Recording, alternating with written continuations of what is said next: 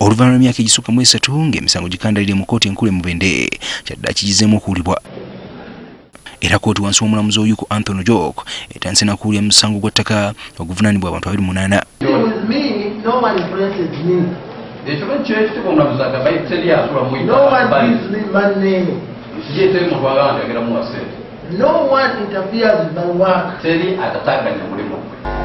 Bano okutuuka okukwatibwa kyaddirira akakyankalana akatuukawo bwe baali bagobanyizibwa ku ttaka omugagga mu kitundu, era nga wakati mu kakyankalana kano waliwo omuntu eyattibwa. Bano baguddwako emisango 9 kuliko n'ogw'okutta omuntu.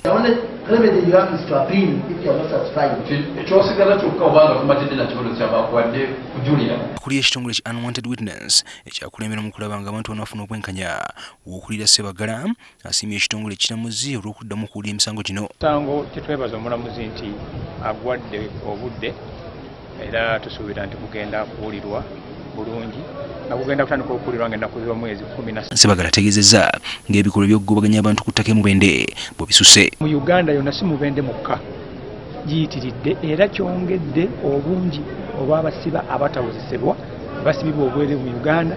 Tufuna abantu nga bangi mu makomera abataza misango. Bano bakudda mu kkooti ng'ennaku z'omwezi 17 omwezi ogujja balenga okwewozaako.